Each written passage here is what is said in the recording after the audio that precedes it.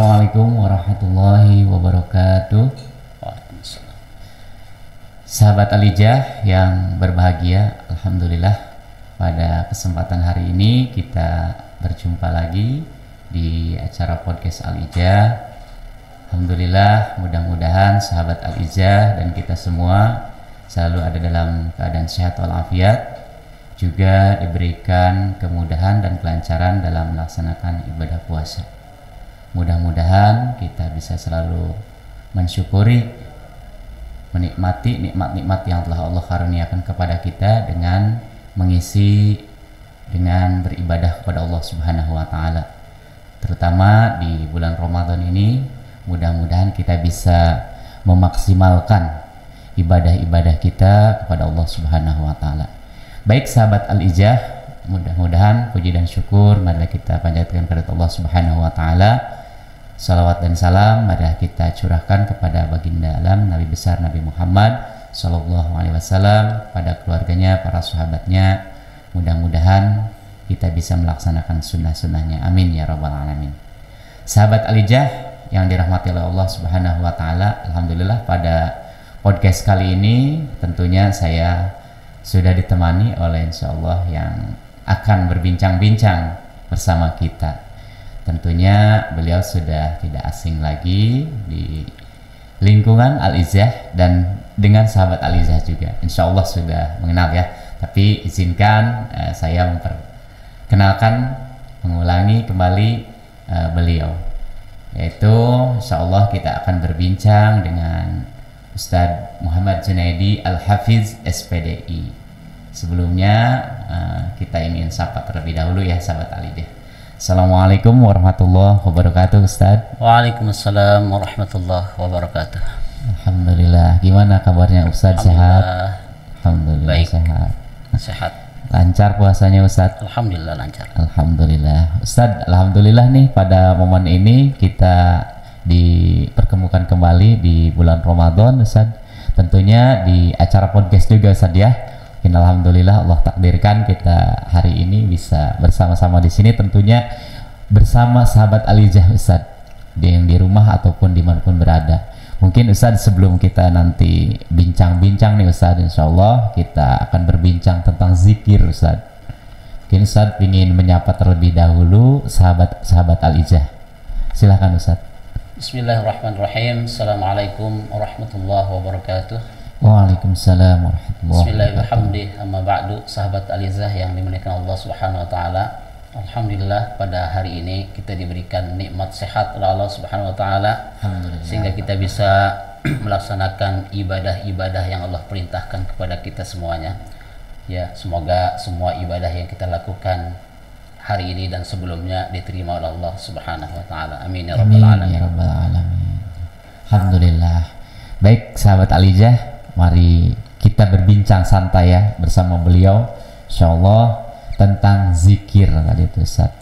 Zikir ya Ustaz. Zikir. Bagaimana momentum bulan Ramadan ini kita selalu bisa mengisi dengan zikir Ustaz ya. Gitu tuh. Nah, kita ingin tahu terlebih dahulu Ustaz nih, sebenarnya makna zikir itu apa sih Ustaz, makna zikir? Pertanyaan yang bagus ya. Zikir kalau kita lihat dari bahasa artinya adalah ingat. Berasal dari kata zakara, yaitu menyebut atau ingat. Ya, lawannya adalah an-nisyan. An-nisyan itu artinya adalah lupa. Orang yang selalu ingat kepada Allah Subhanahu wa taala, orang yang selalu berzikir kepada Allah Subhanahu wa taala adalah orang yang ingat. Orang yang tidak berzikir kepada Allah Subhanahu wa taala atau orang yang lalai, itu termasuk orang yang lupa. Itu yang disebutkan di dalam bahasa, dalam kitabnya Imam Ar-Razi dalam kitab Mikhtarus Sihah. Adapun zikir dalam istilah lebih panjang lagi, disebutkan di dalam kitabnya Ibnu Taimiyah dalam kitab As-Suluk. Beliau menyebutkan bahwa ya, zikir dalam istilah adalah huwa ma yatakallamu bihil lisan. Apa yang keluar dari lisan kita, apa yang terucap dari lisan kita, wa tasawwarahul qalb, dan apa yang terlintas di dalam hati dan pikiran kita, itu adalah zikir. Tapi bukan sekedar itu, mimma yuqarribu ilallahi ta'ala, dalam rangka mendekatkan diri kepada Allah Subhanahu wa taala. Subhanallah. Ya. Apa contohnya? Min tasbihin wa tahmid wa tahlil wa takbir, ya, atau ta'allumi ilmin atau ta'limihi, ya, atau amrin bil ma'ruf atau nahyin 'anil munkar wa nahwi dzalik. Contoh-contoh zikir itu disebutkan oleh beliau, yaitu bentuknya adalah tasbih, tahmid, tahlil, takbir, termasuk belajar ilmu agama dan mengajarkan kepada orang lain, beramal ma'ruf nahi mungkar, ya, dan yang lain itu adalah zikir dalam rangka mendekatkan diri kepada Allah Subhanahu wa taala. Masya Allah, luar biasa Ustaz, ternyata lebih luas tadi saja, lebih luas. Jadi zikir itu lebih luas sebenarnya. Insya Allah semua kita bisa saja melaksanakan zikir itu. Termasuk membaca Al-Quran itu adalah zikir yang paling mulia, ya, di sisi Allah Subhanahu wa taala. Kenapa? Karena semua kalimat-kalimat zikir yang kita lantunkan, yang kita ucapkan setiap harinya diambil dari bahasa Al-Quran. Masya Allah. Seperti itu. Baik sahabat Alijah, luar biasa ya untuk zikir ini. Jadi tadi disampaikan pengertian zikir seolah lebih luas saja, tidak berliput hanya tahmid, tahlil, istighfar ya saja. Semuanya bisa, tadi termasuk baca Al-Quran juga ternyata sahabat Alijah. Jadi mudah-mudahan nih Ustadz momentum Ramadan ini ya, jadi tilawah itu termasuk zikir saja yang luar biasa tadi. Tilawah itu termasuk zikir yang utama. Membaca Al-Quran yang merupakan zikir yang utama. Masya Allah. Ya, zikir yang utama. Ya, seperti itu. Alhamdulillah. Iya Ustadz, baik. Kalau untuk waktunya Ustadz, kira-kira untuk waktu berzikir gitu, lebih utamanya seperti apa Ustadz, pas kapan? Terutama di bulan Ramadan ini Ustadz ya. Gitu kan, kalau siang mungkin ada yang beraktivitas, mungkin sahabat Alizah juga saja. Kalau bisa malam kita setelah tarawih atau seperti apa Ustadz untuk melaksanakan zikir itu? Zikir itu tidak terbatas waktu dan tempat. Tidak dibatasi oleh waktu dan tempat. Makanya zikir itu ada yang sifatnya muqayyad, ada yang sifatnya mutlak. Kalau zikir yang muqayyad itu adalah zikir yang dibatasi dengan waktu. Ada waktu-waktu spesialnya sesuai yang diperintahkan oleh Nabi. Contohnya apa? Yaitu zikir setelah sholat. Itu terikat dengan waktu. Setelah sholat atau setelah sholat fardu, entah itu zuhur, asar, maghrib, subuh, isya, ya, begitu selesai sholat maka kita diwajibkan, disunahkan untuk berzikir, dan itu terikat dengan waktu. Langsung berzikir, ya, mendahulukan zikir dulu dibandingkan membaca Al-Quran. Meskipun membaca Al-Quran itu adalah zikir yang utama tadi, tapi ini terkait dengan zikir yang muqayyad, yang dibatasi oleh waktu. Ya, setelah zikir baru kita membaca Al-Quran. Karena kalau ya waktunya sudah habis maka tidak ada zikir lagi. Saya kasih contoh, habis sholat subuh, ya, salam-salam, kemudian bengong atau tidur atau ketiduran atau ngantuk, ya, tidak sempat berzikir kepada Allah Subhanahu wa taala, ya. Kemudian jam 8 pagi baru ingat, saya belum zikir setelah sholat subuh. Nah, itu tidak bisa diganti. Kenapa? Karena zikirnya adalah sifatnya muqayyad, dibatasi dengan waktu. Termasuk zikir yang muqayyad adalah zikir ba'da sholat fardu, setelah sholat fardu, dan zikir pagi dan petang. Adapun zikir yang mutlak yang kedua, yang ini adalah zikir yang tidak dibatasi dengan waktu, kapan saja dan dimanapun. Masya Allah. Luar biasa ya. Luar biasa saja. Jadi tadi itu mungkin kita harus bisa melihat saja zikir ketika sudah sholat itu, ya, diutamakan zikir sudah sholat seperti itu ya. Tadi yang sesuai dengan waktunya, ataupun bisa dilakukan kapan saja mungkin seperti itu saja. Nah Ustadz, untuk zikir ini kan tadi mengingat saja. Nah itu mungkin bisa dibagi kepada sahabat Alijah dan kita semua di sini, dampak kepada mental kita, kepada ruhiyah kita saat seperti apa tuh saat ketika kita sebagai hamba Allah, sebagai makhluk bisa terus berzikir mengingat Allah kapanpun tadi tuh, kapanpun, dimanapun, dan kita Ustaz tidak terbatas ruang dan waktu gitu ya. Itu seperti itu. Bagaimana saat untuk dampak kepada ruhiyah kita, kepada mental kita, bahkan kepada fisik kita? Seperti apa itu Ustaz? Orang yang senantiasa berzikir kepada Allah Subhanahu wa taala adalah orang yang hatinya selalu hidup. Masya Allah. Hatinya selalu hidup. Oleh karena itu dikatakan bahwa matsalul ladzina yadhkurunallah wal ladzina la yadhkurunallah kamatsalil hayy wal mayyit. Perumpamaan orang yang berzikir kepada Allah, ya, dan orang yang tidak berzikir kepada Allah diumpamakan seperti orang yang mati dan orang yang hidup. Orang yang berzikir hatinya akan hidup. Orang yang lalai berzikir kepada Allah SWT adalah ya mati. Hatinya adalah hati yang mati. Ya, badannya membungkus hati atau sesuatu yang mati yang berada di dalam tubuh. Ini berbahaya ini bagi kaum muslimin. Oleh karena itu hendaklah kaum muslimin itu, hamba-hamba Allah itu senantiasa berzikir kepada Allah Subhanahu wa taala dengan zikir-zikir yang banyak sebagaimana yang dianjurkan di dalam Al-Qur'an surah Al-Ahzab ayat 41, ya ayyuhalladzina amanu dzkurullaha dzikran katsira. Hai orang-orang yang beriman, berzikirlah kepada Allah dengan zikir yang banyak. Disebutkan dzikran katsira, zikir yang banyak. Dengan zikir yang banyak tentunya dengan zikir yang disyariatkan, yang ada contohnya dari Allah dan Rasulnya. Seperti itu. Luar biasa saja.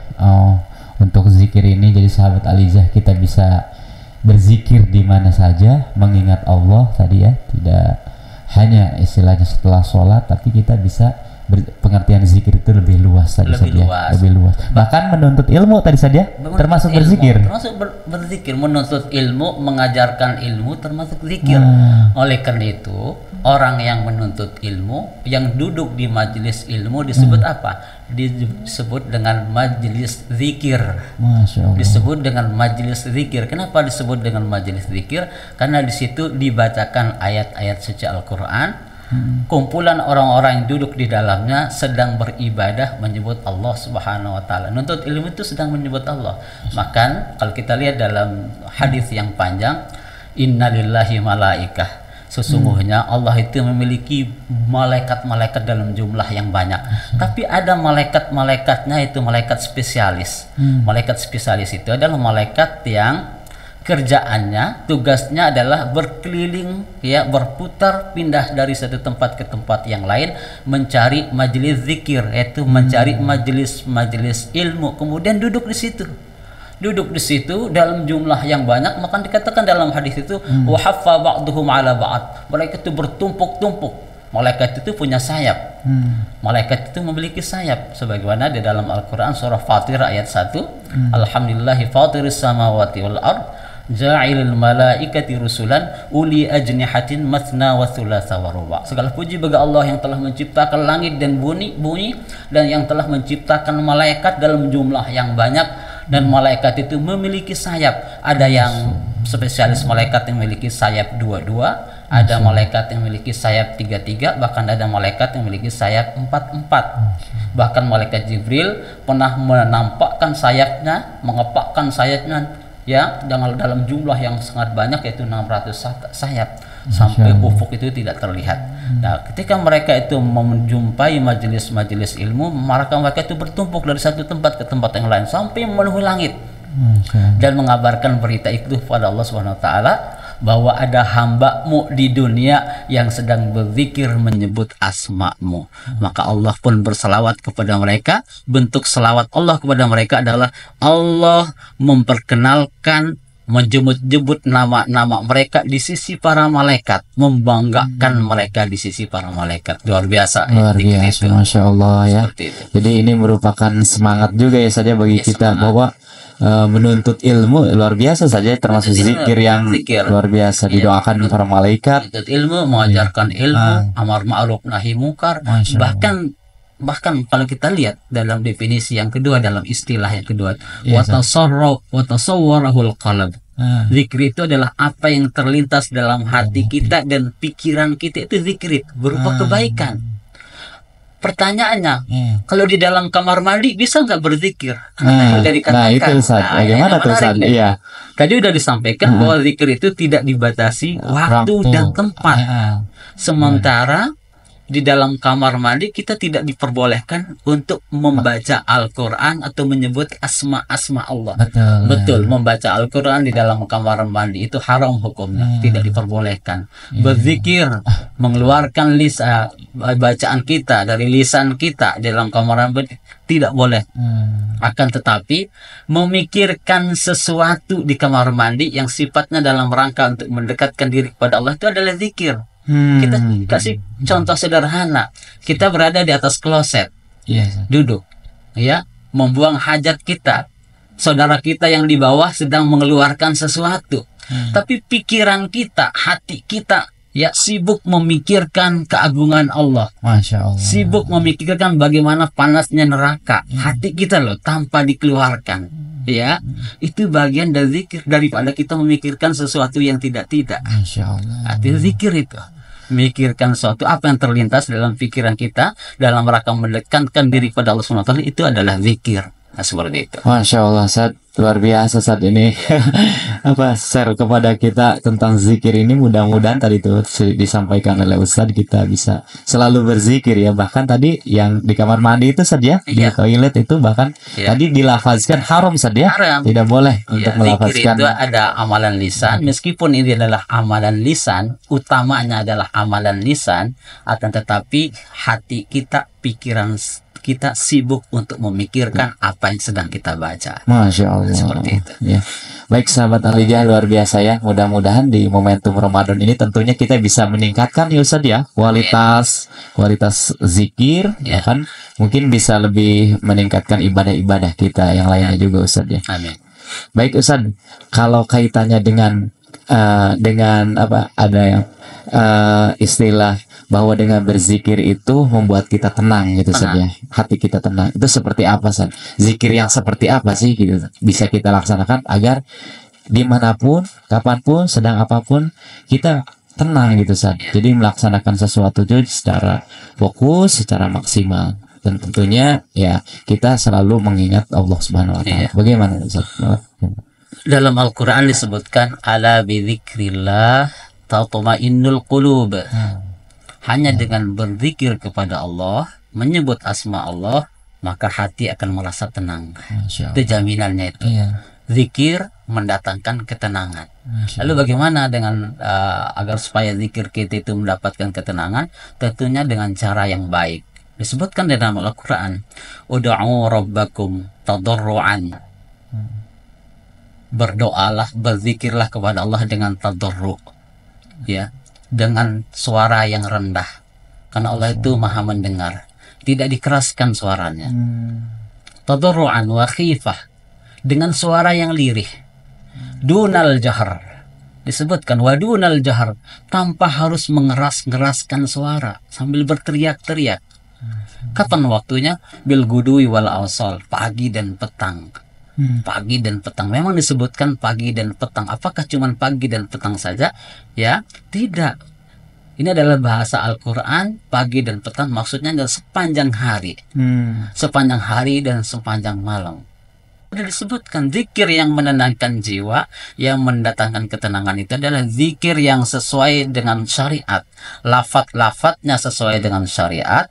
Lafaz-lafaznya adalah berdasarkan datang dari Rasulullah, Allah dan Rasulnya. Kemudian dengan cara yang sudah disebutkan dalam Al-Quran tadi. Tadarru'an pertama, dengan penuh khusyuk, rendah diri, khifah, ya, dengan suara yang lirih, ya, wadunal jahar, tidak mengeraskan suara, tidak berteriak-teriak, kecuali ada kecualinya nih. Apa itu kecualinya Ustaz? Dalam rangka sedang mengajarkan doa atau zikir tersebut kepada orang lain. Oleh karena itu kita lihat tak, bagaimana sahabat bisa hafal zikir setelah sholat. Padahal dalam maksurnya, ya, dalam atharnya Rasulullah itu zikir dengan suara yang lirih yang hanya terdengar oleh diri beliau sendiri. Tapi di masa permulaan Islam, ketika Rasulullah diajarkan zikir oleh Allah SWT, kemudian Rasulullah berkewajiban untuk mengajarkan kepada sahabat-sahabatnya, maka Rasulullah mengeraskan suaranya. Dalam rangka apa? Untuk mengajarkan ini loh zikir. Ini zikir.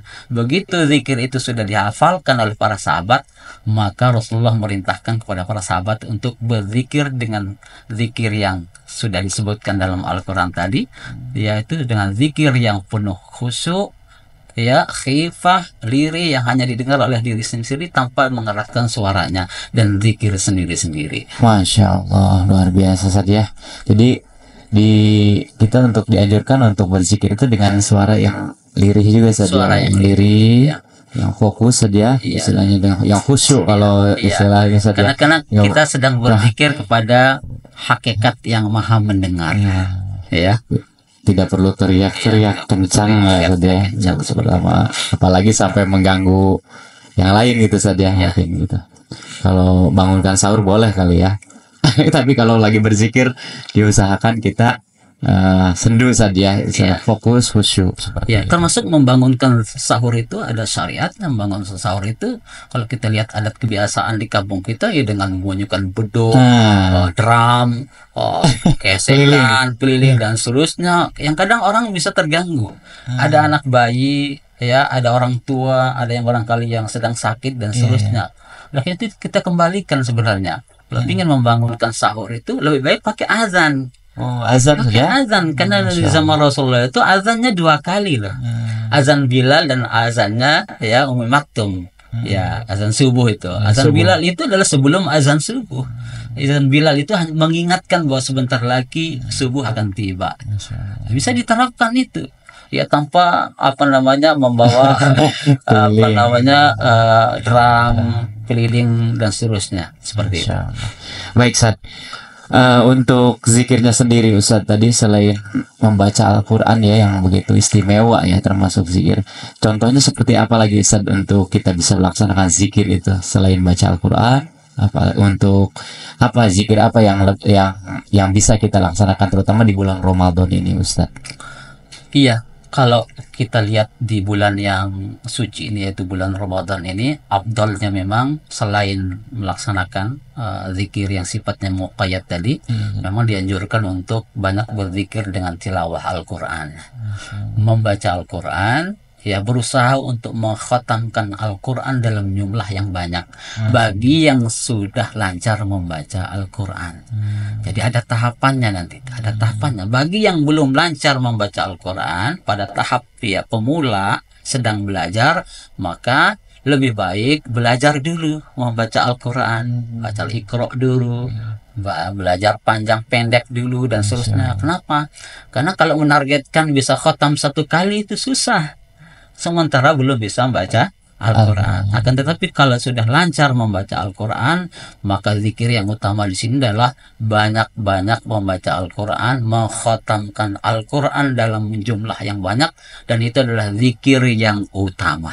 Alhamdulillah, Masya Allah ya. Jadi kalau berbicara dengan Ustadz ini ingat Al-Quran tadi, luar biasa ya Ustadz ya.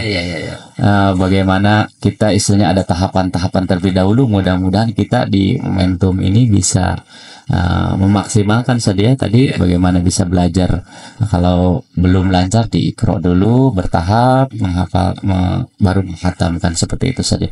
Nanti mungkin di kesempatan yang lain Ustadz bisa, mudah-mudahan kita bisa bertemu lagi. Nanti ini menarik Ustadz terkait bagaimana menghafal Al-Quran, menghatamkan, kemudian belajar Al-Quran, karena itu termasuk tadi bagian dari zikir ya Ustadz ya. Tapi alhamdulillah Ustadz untuk dialog kita pada kesempatan ini kita cukupkan sampai di sini. Mungkin Ustadz sebelum kita usai, ada pesan-pesan yang ingin disampaikan kepada sahabat Al-Ijah yang berada di rumah ataupun dimanapun berada yang akan Ustadz sampaikan. Mangga Ustadz. Sahabat Al-Ijah yang dimuliakan Allah SWT, di momentum yang berbahagia ini di bulan Ramadan ya, yang penuh dengan keberkahan ini, marilah kita senantiasa membasahi lisan kita ya dalam rangka untuk berzikir kepada Allah Subhanahu wa taala, mendekatkan diri kepada Allah Subhanahu wa taala dengan berzikir, terutama dalam membaca Al-Qur'anul Karim, berusaha untuk mengkhatamkan Al-Qur'an secara maksimal di bulan yang mulia ini. Mudah-mudahan diberikan keberkahan Allah Subhanahu wa taala. Alhamdulillah, jazakallah khair Ustaz atas share dan bincang-bincang. Insya Allah ini luar biasa, sangat bermanfaat bagi kita dan sahabat Al-Izzah dimanapun berada Ustaz. Mudah-mudahan Ustaz kita bisa lanjut podcast di kesempatan yang akan datang. Amin, amin. Amin. Insya Allah. Kita sama-sama usai Ustaz, pamit ke sahabat Al-Izzah. Sahabat Al-Izzah, semoga diberikan kesehatan dimanapun berada dan kita semua selalu ada dalam ridha Allah Subhanahu wa taala. Assalamualaikum warahmatullahi wabarakatuh.